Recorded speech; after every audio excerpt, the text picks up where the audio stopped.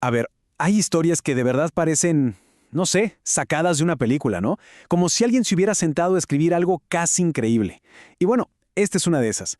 Es la historia de Rodrigo Paz Delgado, un hombre que levantó imperios, que le cambió la cara a una ciudad y que llevó a un equipo de fútbol, uno modesto, a la gloria de todo un continente. Y todo todito empezó con una idea muy simple. Una frase que para él no era el final del camino, sino apenas el comienzo. Pensemos en esto. Para casi todo el mundo, cuando escuchas "no se puede", es una pared, ¿no? Fin de la discusión. Pero para Rodrigo Paz, ese "no se puede" era, digamos, la primera pincelada en un lienzo en blanco.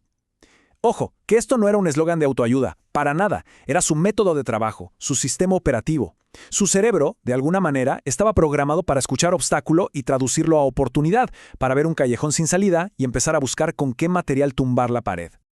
Y para entender a una persona así, hay que irse a su código fuente, a su ADN.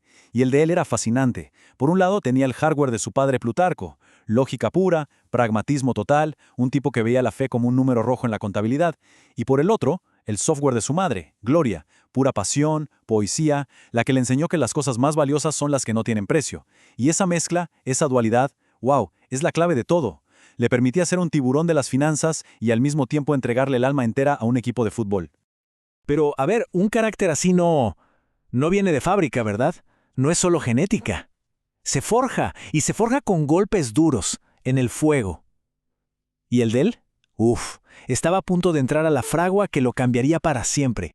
Su primera gran rebelión, su primer "no se puede", a lo que se esperaba de él, fue en la universidad. Hizo lo que tocaba, se metió a estudiar Derecho, pero seguro sintió esa cosita adentro, esa voz que dice "¿qué hago aquí?". Y le hizo caso, agarró sus maletas y ¡pum!, a Estados Unidos. Y esto es importante, no fue solo para cambiar de carrera, fue como su grito de independencia. Allá se empapó de otra forma de pensar, una mentalidad, para volver a Ecuador no a ser uno más del montón, sino a romper el molde. Y justo ahí, la vida le puso enfrente la prueba más brutal que se puede imaginar. Miren, hay golpes que te destrozan y hay otros que te obligan a juntar cada pedacito roto y usarlos para construirte una armadura. Rodrigo hizo lo segundo. Esa pérdida terrible, inimaginable, fue lo que lo templó, lo que lo convirtió en ese papá oso que años después defendería lo suyo, su gente, su ciudad, su equipo, con una fuerza descomunal.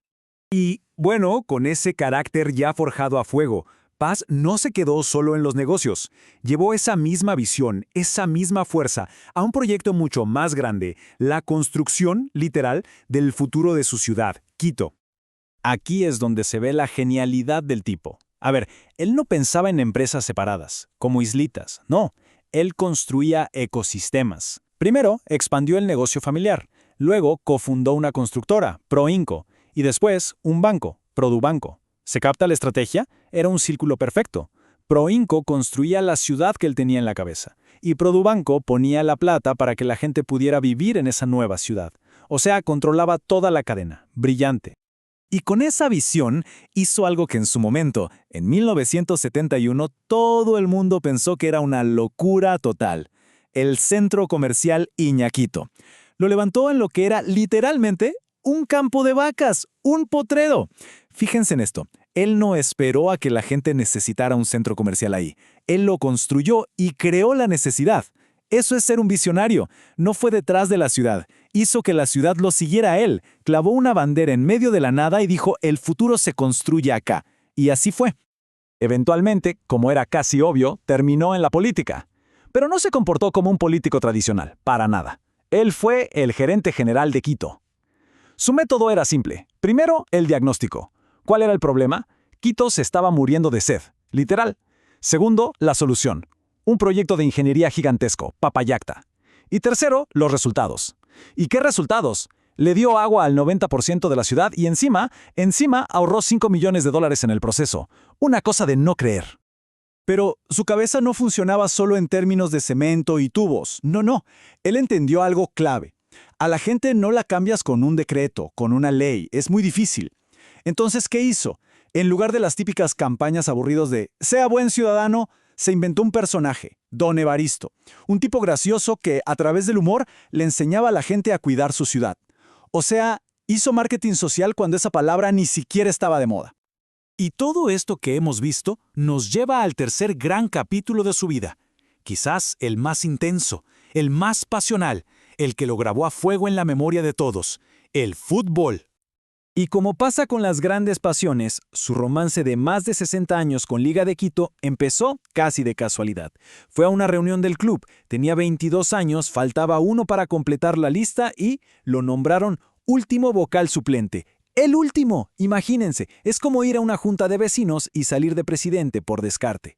Así, sin bombos ni platillos, empezó la historia de amor de su vida. Desde el principio se le metió una idea en la cabeza. Liga necesitaba una casa, un estadio propio.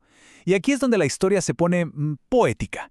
El lugar que encontraron para construirlo era una quebrada, ¿sí? Un hueco gigante, un problema geográfico.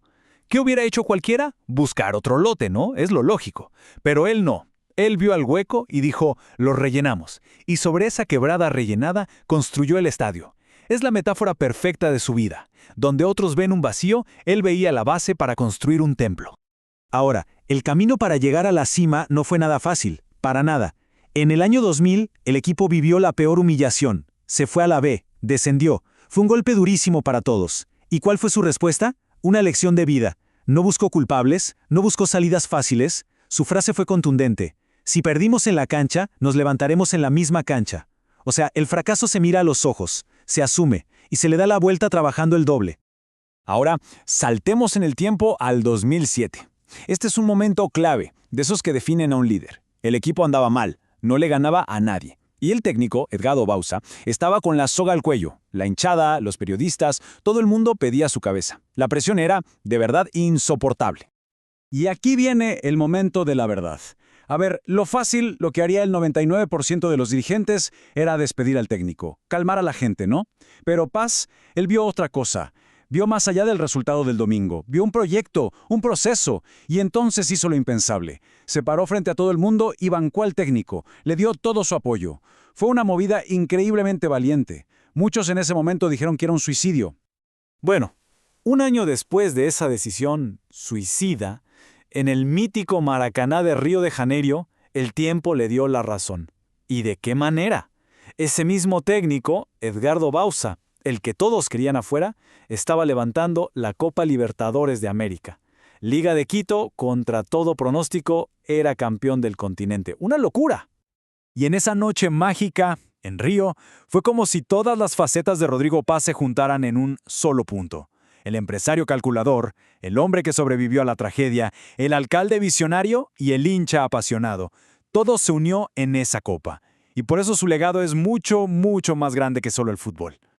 Entonces, ¿qué nos queda de toda esta historia? ¿Cuál es la lección? Pues es algo bien simple, pero al mismo tiempo muy profundo. El legado de Papá Oso es que los grandes sueños, los que parecen imposibles, no se construyen con plata.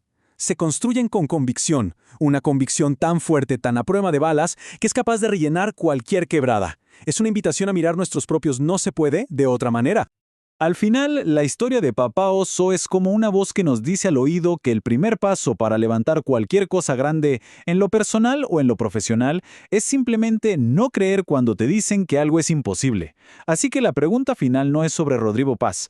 La pregunta queda en el aire para todos. ¿Cuál es esa quebrada, ese hueco, ese miedo o ese proyecto que cada uno de nosotros tiene y que está esperando a que nos atrevamos a rellenarlo?